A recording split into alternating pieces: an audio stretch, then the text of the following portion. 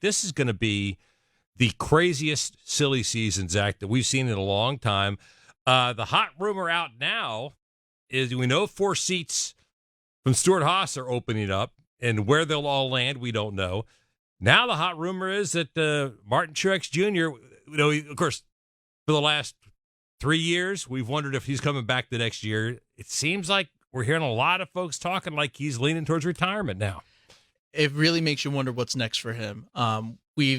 The question's been raised a lot, like you said, for the last couple of years. But right now, for whatever reason, it feels like this is the most realistic chance, maybe, of him stepping out of that number 19 car. We forget how long Martin Truex Jr. has been doing this. Champion in the Xfinity Series back in 04 and 05. We're talking 20 years ago now. He's been doing this a really, really long time. He's still successful. He's still top 5 in points right now. He's still chasing this regular season championship. He won the regular season championship a season ago. It wouldn't surprise me if he goes out and wins the championship this year once we get to Phoenix. But to get there, whether that involves a return in 2025 kind of remains to be seen. And you get the feeling that Joe Gibbs Racing wants an answer sooner than later, and is not going to be as patient with him as they were a year ago. I think it was in August at Michigan last year where he finally announced that, yeah, he's coming back. I don't think he's going to get that grace this year. Well, and that makes a lot of sense, Davey, because there is some talent on the market this year that you would not expect with this Stewart-Haas situation. All of a sudden, you've got guys available that, if you wait till August, may not be. For sure. And I think that's what makes this season a little bit sillier and a little bit different than years past with the Truex situation specifically, right? I mean, it's kind of funny and comical at times to listen to his in-car radio with James Small. And I know we joke that they're kind of like an old married couple, but even on the last lap at Sonoma, right? Like James is telling him, flip the starter switch. And Martin says, I am, James, Jesus. And then after he's crossing the finish line, inching over, Martin keys up the radio and is starting to ask a question. And he stops himself short. He goes, why did what? Never mind. So you can tell, like, he's kind of at his wit's end, but we've been here before. I feel like we were having the same conversation a year ago, the same conversation 2 years ago. And Martin, very non-committal, understandably so. It's a huge life decision, doesn't know what he wants to do. And I don't know if he's made a decision yet, but I do agree with Zach. I get the vibe and the feel that Joe Gibbs Racing, they're not going to let him string them along as long as they did last year, where last year you could kind of understand, like, all right, he's won a handful of races to this point, got a shot at the championship and the regular season title. You feel like he could go out on top. I still feel that way in 2024, truly, really do. But I still think that the fact that Briscoe, Preece, Berry, Harrison Burton's probably going to be a free agent. There's a bunch of other drivers that obviously are going to be looking for work, and crew chiefs as well, for that matter. I don't think he's going to get the same lead time and timeline that he had last year. And I think sooner rather than later, don't know when that is, we're probably going to have an answer from him. Whether Martin likes it or not, he's going to need to give them one, and we'll know when they know. And I think what makes it more interesting to me right now is if you look at the Xfinity Series lineup that Joe Gibbs has in that series, I don't know that you can look at that and immediately think, okay, this guy's ready to come up and take over.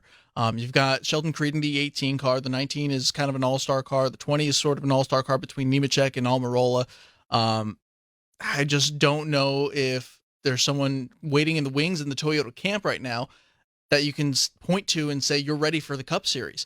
So that this SHR closure, as terrible as it is, honestly, to lose a 4-car operation, for Joe Gibbs Racing, it's kind of a blessing in disguise that you have those guys to look at as options and consider them for your next number 19 driver. What are we hearing about the charters for SHR? It sounds like Front Row is. They say they're getting one. We hear the rumors, Davey, that front Row, Trackhouse, 2311, and we don't know what's going to happen with the fourth one. Yeah, we've heard a lot that's going to happen with the fourth one from Joe Custer's going to keep it and try to run a fourth entry kind of by himself with some leftover SHR stuff for his son, Cole Custer. We've heard that RFK may be trying to get into the bidding war. The conversation with Dale Jr. and Kelly Earnhardt Miller with Junior Motorsports going Cup Racing, that's always kind of running rampant. But Brad has said himself on X he doesn't really have 30 million bucks laying around to buy one. Junior and Kelly have said similar things. So at that point, where's it going to go? Who's going to pony up the money? But then you can look at the flip side and say the fact that Gene and Tony are kind of offloading all 4 of their charters at the same time is driving the price down a little bit. Now, as we know, what goes down must come up. What goes up must come down. It's kind of just supply and demand with the charter market. So the charters that Stewart-Haas Racing is selling off are reportedly going for less than what Spire had bought last year, right? So we understand that. In terms of the 4th one, we really are unsure of where it's going to go. You know, there's always the opportunity for Team Penske to maybe make some changes there, but we're also hearing that with the new charter negotiations, there's going to be a 3-car cap with the charter agreement, not counting Joe Gibbs Racing and Hendrick Motorsports that already have 4 charters, and they'll be kind of grandfathered in, so to speak. So I don't know. I don't know where the 4th one's going to go, but I do know that wherever it goes, there's going to be plenty of options for good drivers available and good people as well available to work for that. And I think, Zach, you know, we know that with Trackhouse, and if they get one of them, that gives them 3 cars. You know, they've got Suarez, they've got Chastain, but they also have 2 guys under contract between Shane van Gisbergen and also Zane Smith. We understand that Shane van Gisbergen right now is still learning how to drive ovals. But man, I would be awful tempted to put him in a Cup car if I were Justin Marks. It's almost like, what if you got to lose, right? Unfortunately, Zane Smith has just not had the season that he's hoped for, or that Spire has hoped for, or that Trackhouse has hoped for. Now, at Sonoma, he was impressive. He was running top 20. I believe he got a top 20 finish. Top 20 finish the week prior at Gateway. Maybe that 71 team is finding something that is clicking. It's just a very small sample size, though, compared to what we've seen the rest of the season.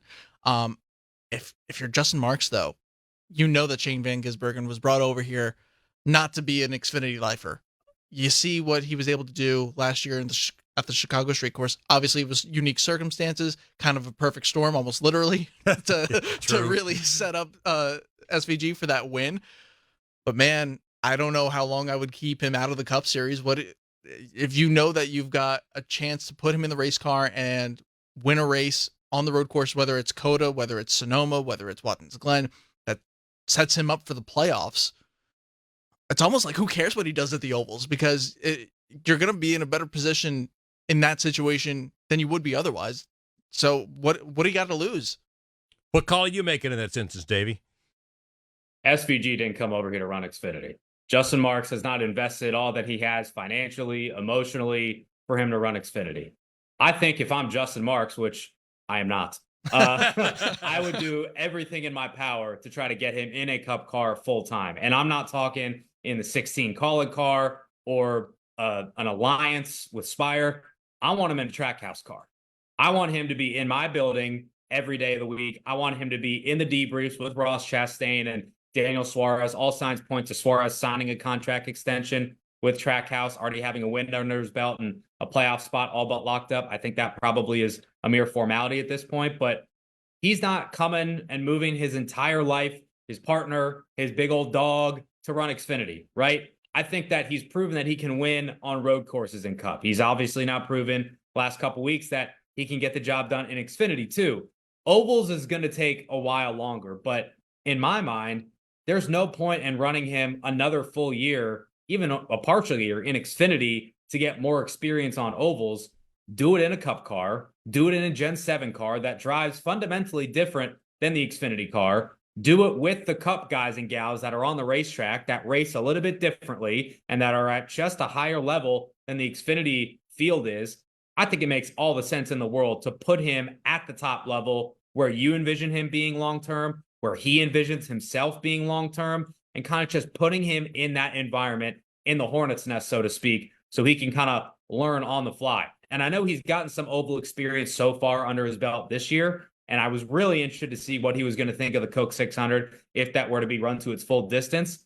But I still think it would be a home run, slam dunk, no doubter if you could put him in a full-time Cup car for Trackhouse Racing, which again, signs point to them acquiring a charter, but I am not Justin Marks. I do not have his money, but I like spending other people's money. So we'll see. That's really easy to do too, isn't it? Very fun. Very fun. We can all do that.